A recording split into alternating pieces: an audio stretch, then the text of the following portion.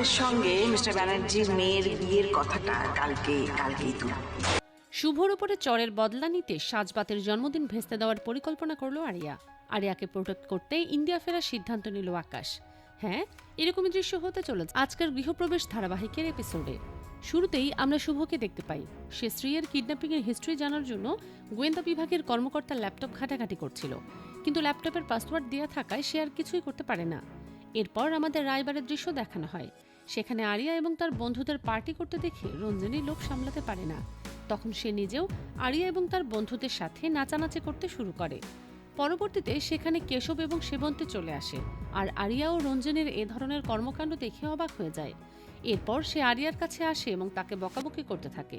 পরবর্তীতে আরিয়া নিজের ঘরে ফিরে যাওয়ার জন্য সেবন্তীকে ধাক্কা দিয়ে সরিয়ে দেয়, কিন্তু দুর্ভাগ্যবশত সেবন্তী সে ধাক্কা সামলাতে না পেরে পড়ে যায়। আর ঠিক সেই সময় সেখানে শুভ আসে এবং সেবন্তীকে ধরে ফেলে।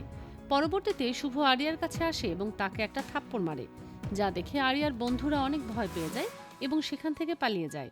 এরপর শুভ আরিয়াকে বকাবকি করতে থাকে এরকম আচরণ করার জন্য, এমনকি রঞ্জিনীকেও কথা শোনায়। তখন সেবন্তী শুভকে সবকিছুর জন্য দোষারোপ করে। পরের সিনে আমরা আরিয়াকে দেখতে পাই।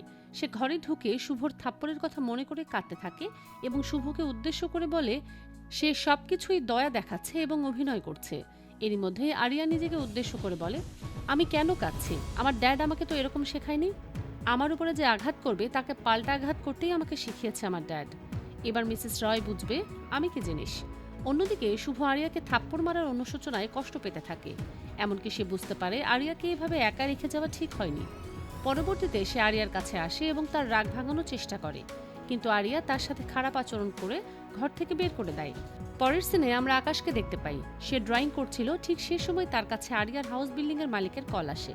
তখন আকাশ তার থেকে জানতে পারে আরিয়া সেখানে থাকে না, এমনকি তার টাকাও বাকি পড়ে গেছে। পরবর্তীতে আকাশ তার লোককে ফোন করে এবং বকাবকি করতে থাকে আরিয়ার ব্যাপারে ভুল ইনফরমেশন দেওয়ার জন্য। তখন আকাশের লোক আকাশকে জানায় আরিয়া বর্তমানে তার বন্ধুর বাড়িতেই আছে। এরপর আকাশ ইন্ডিয়া যাওয়ার সিদ্ধান্ত নেয় এবং নিজের টিকিট বুক করে ফেলে। পরের সিনে আমরা রয়বাড়ির খাবারের দৃশ্য দেখতে পাই। সেখানে সেবন্তী আদির কাছে আরিয়ার নামে বিচার দিতে থাকে এবং সে কি কি করেছে সে সব কিছু বলে। তখন আদি বলে, এখন এসব থাকতো শুনতে ভালো লাগছে না, ও তো একটা বাচ্চা মেয়ে। তখন কেশব বলে, সাজ এবং ঋষি ওরাও তো বাচ্চা, কিন্তু ওরা তো এরকম কিছু করে না। এ কথা শুনে আদি বলে, ওরা আমাদের শাসনে বড় হয়েছে, কিন্তু আরিয়া বড় হয়েছে একা।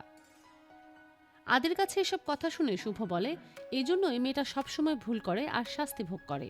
এরই মধ্যেই শুভ সবাইকে মনে করিয়ে দেয় সাজের জন্মদিনের কথা এবং তারা পার্টির আয়োজন করার পরিকল্পনা করে। আর অন্যদিকে আড়াল থেকে আরিয়া সবটা শুনে ফেলে। তখন সে সিদ্ধান্ত নেয় এই জন্মদিনকে কেন্দ্র করে সে শুভর থাপ্পড়ের প্রতিশোধ নেবে। শেষ সিনে আমরা দেখতে পাই আদি এবং কেশব ড্রয়িং রুমে কথা বলছিল। তখন সেখানে সাজ ও ঋষি চলে আসে এবং সাজ আদিকে জিজ্ঞেস করে তার জন্মদিনের কোনো পরিকল্পনা হচ্ছে কিনা।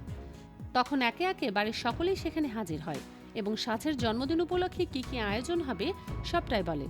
পরবর্তীতে আদি জিজ্ঞেস করে আর কিছু বাকি থাকলো কিনা। ঠিক তখনই সেবন্তী সেখানে আসে এবং বলে মিস্টার ব্যানার্জিকে ইনভাইট করতে হবে, আর তার মেয়ের সাথে কেশবের বিয়ের কথাটা কালকে তারা বলবে।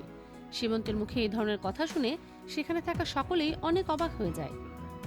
আজকের পর্ব এটুকুই, দেখা হচ্ছে আগামী পর্বে।